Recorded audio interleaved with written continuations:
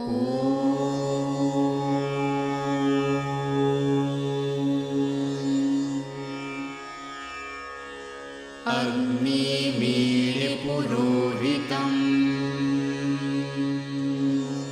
यज्ञस्य देवं ऋत्विजम्।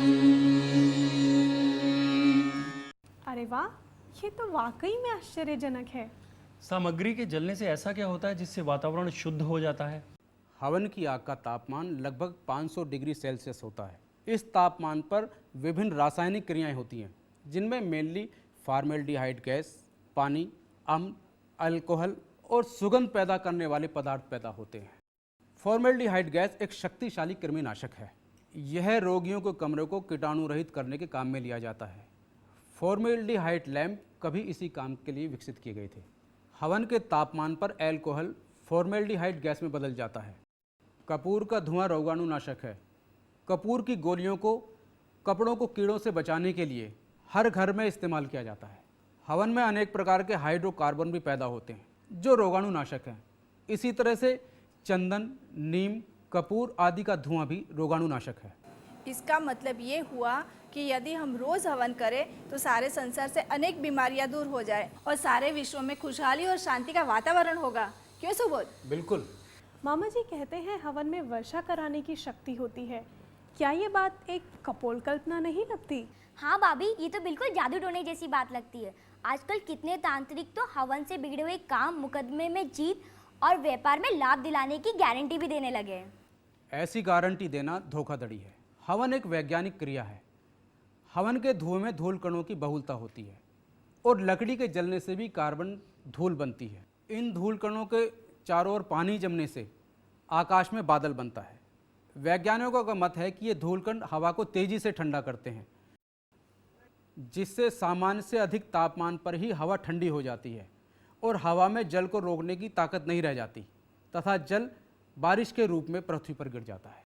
इस तरह हवन वर्षा कराने में सहायक होते हैं। धार्मिक अनुष्ठानों का अपशिष्ट तो खुद ही जल प्रदूषण करता है। अक्सर लोग हवन की राख और पूजा के फूलों के साथ दूसरा कचरा भी नहरों नदियों में फेंकते हैं। हवन की बची हुई चीज़ें बहुत ही उपयोगी होती हैं। उन्हें जलधाराओं में फेंकना नहीं चाहिए। आहुति से बचे घी में औषधीय गुण होते हैं। हवन की राख को पानी में मिलाकर कीट रोधक के रूप में भी इस्तेमाल किया जा सकता है तथा हवन की राख को खाद के रूप में भी इस्तेमाल कर सकते हैं। भैया, लेकिन जिस प्रकार महंगी सामग्री और बर्तनों का विधान बताया जाता है, उससे गरीब आदमी तो हवन कर ही नहीं सकता, तो उसकी उन्नति कैसे होगी मामा जी? शास्त्रों के विधान एक आदर्श स्थिति के लिए है। जितनी शुद्ध सामग्री उतना ही अच्छा उसका प्रभाव। हवन में प्रत्येक क्रिया का एक वैज्ञानिक आधार भी है और तांबे के बर्तन इसलिए लिए गए हैं क्योंकि तांबे में रोगाणुओं को नष्ट करने की शक्ति है। मैं एक बात पूछूं? आप लोग हंसना नहीं है? हाँ, पूछो, नहीं हंसेंगे। क्या मैं वेस्टर्न कपड़े पहनकर हवन में बैठ सकती हूँ? जहाँ तक कपड़ों का प्रश्न है तो वह साफ और सुविधाजनक होने चाहिए ताकि आप आराम से हवन में बैठ सकें। और वैसे सभी भारतीय परिधान हवन के लिए उपयुक्त हैं। क्या सबसे आगे बैठकर आहुति देने वालों को पीछे बैठे हुए लोगों से ज़्यादा पुण्य मिलता है कि बड़े बड़े आयोजनों में मुख्य वेदी पर बैठने की होड़ लगी रहती है? इसका जवाब मैं देता हूँ। बस में कोई कहीं भी बैठा हो, पहुंचते तो सब एक साथ ही है ना। इसलिए मुख्य वेदी पर बैठने की होड़ नहीं होनी चाहिए। मामा जी, कई जगहों पर चमड़े की बेल्ट को उतारकर हवन में बैठने के लिए कहा जाता है। जब पूरा मानव शरीर ही चमड़े का है तो एक बेल्ट को उतारने का क्या औचित्य रह जाता है? मानस, इसमें जानवरों को न मारने का संदेश है, क्योंकि चमड़ा तो किसी जानवर को मारकर ही प्राप्त किया जा सकता है ना। राइट, ये तो मैंने सोचा ही नहीं था।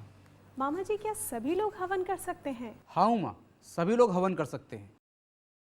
वेदों ने तो मनुष्य मात्र को हवन करने का अधिकार दिया है। मामा जी, आज हमें अपनी संस्कृति के एक महत्वपूर्ण अंग अग्निहोत्र अर्थात हवन के सच्चे रूप का पता चला।